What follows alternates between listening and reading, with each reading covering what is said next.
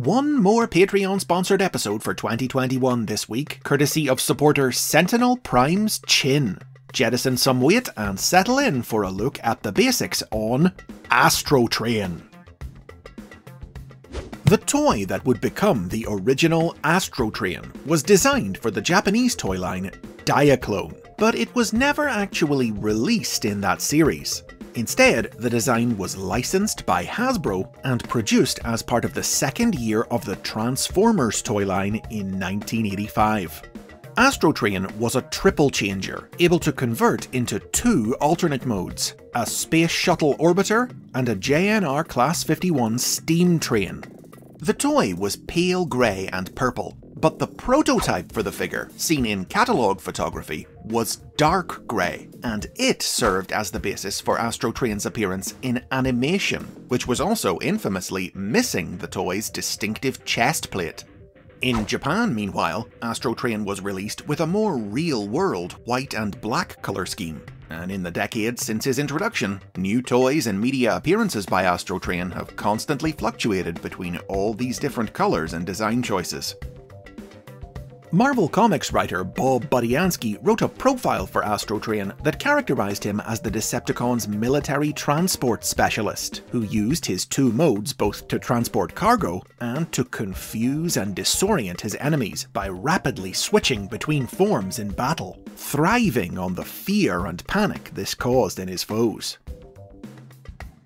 ASTROTRAIN was added to the Transformers animated series about halfway through its second season, though like many new characters added to the show around this time, no explanation was offered for where he had come from. Spotlight adventures for ASTROTRAIN in the cartoon gave the character a power-hungry streak. He subjugated the alien inhabitants of Saturn's moon Titan by pretending to be their god. And he conspired with his fellow triple changer Blitzwing to overthrow Megatron and Starscream and take Decepticon leadership for themselves, even modifying a fleet of human trains into a drone army he called his Astro Force. ASTROTRAIN's addition to the series expanded the scope of its stories, allowing the Decepticons to more easily travel to other planets, as ASTROTRAIN possessed the ability to grow when he transformed and carry other Decepticons inside his vehicle modes. Most famously displayed in the Transformers the Movie, when he flew his comrades back to Cybertron after their failed attack on Autobot City on Earth. The continued availability of ASTROTRAIN's toy in 1986 ensured that he remained part of the show's cast in its third season, and he also made a few brief appearances in its 1987 Japanese original sequel series, The Headmasters. ASTROTRAIN's first appearances in the Marvel comic book were in exclusive stories written for the United Kingdom's version of the title, which featured him as one of the Decepticons serving in the court of Lord Straxus on Cybertron. He didn't appear in the American comic until a year later, when he, Blitzwing and Octane were dispatched to Earth by Ratbat and found their lives threatened by an infection of metal-eating scraplets. After only a few more appearances, the discontinuation of ASTROTRAIN's toy in 1987 led to him being phased out of the comic, one of many Transformers offlined by a cosmically powered Starscream. However, in 1991, his toy was re-released in Europe and Australasia, which led to him being brought back online to star in a few new stories in the UK comic. In the 21st century, ASTROTRAIN has appeared in new Transformers media pretty regularly, mostly comic books and the occasional video game, but he's never been a very significant character. If he's not showing up simply to serve as transport for his teammates, he'll usually just be a reliable, crowd-filling member of the Decepticon army.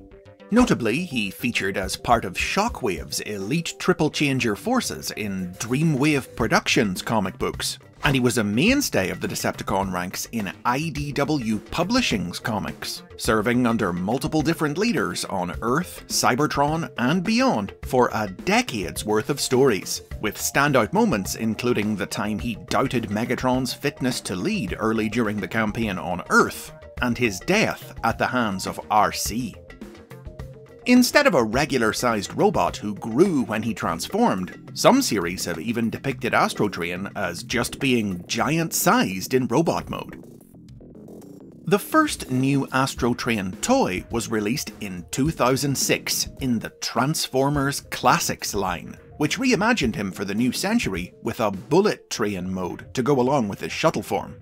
When it was released in Japan, the figure was recolored with a cartoon-inspired color scheme.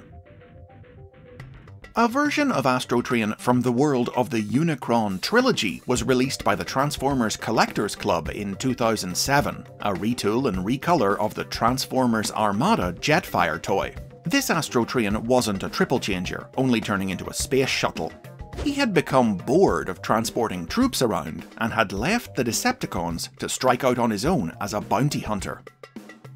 In 2011, tie-in comic books for the live-action movie Dark of the Moon introduced a movie universe version of ASTROTRAIN, who served as triple-changing henchman to Shockwave. Another new ASTROTRAIN toy was released in 2016's Titan's Return line, which reinvented the character with Cybertronian train and spacecraft modes. The head of this new figure could disconnect and transform into the small Titan Master robot Dark Moon, who granted ASTROTRAIN enhanced stealth abilities. When this figure was released in Japan as part of the Transformers Legends line, it was recolored in cartoon-inspired colors and came packaged with a comedic manga that revisited ASTROTRAIN's power-hungry personality from the original cartoon, as he embarked on a failed attempt to conquer the world by rebuilding the Astro Force using mass-produced copies of his new body. 2020 marked ASTROTRAIN's return to TV screens for the first time in over 3 decades, when he appeared in Transformers Cyberverse. Easily his most significant role since the original cartoon, the ASTROTRAIN of this series was a huge Decepticon from a parallel universe, one where a power-mad Megatron had wiped out his fellow Decepticons and replaced them with a mindless army. ASTROTRAIN was saved from this fate when our Megatron, in the midst of travelling the multiverse, visited ASTROTRAIN's universe and rescued him. Though ASTROTRAIN and Megatron's sullen minion Dead End took an immediate disliking to one another, constantly bickering even as ASTROTRAIN used his ability to open dimensional portals to take them back to Megatron's home universe. The Megatron of ASTROTRAIN's world followed them, but was defeated in battle by Optimus Prime, allowing ASTROTRAIN to take his former master prisoner, sealing him inside his giant body and heading off into the multiverse to take his torturous revenge. ASTROTRAIN eventually destroyed Megatron, but the Tyrant's army then hunted him down and killed him as vengeance for their fallen creator. Now, sadly, to date there's been no toy of Cyberverse ASTROTRAIN. The most recent new ASTROTRAIN figure was released in the War for Cybertron trilogy, available in both the series' first installment, 2019's Siege, and its second, 2020's Earthrise. A faithful updating of his original toy, with the addition of a coal car for his train mode that turned into a launch pad for his shuttle mode. This figure earned ASTROTRAIN a few appearances in the accompanying Netflix animated series, and he's also popped up in this form in IDW's new generation of comic books, still serving his classic role of troop transport. Still steadily chugging along, ASTROTRAIN remains on track to stay a part of the world of the Transformers for a long time to come.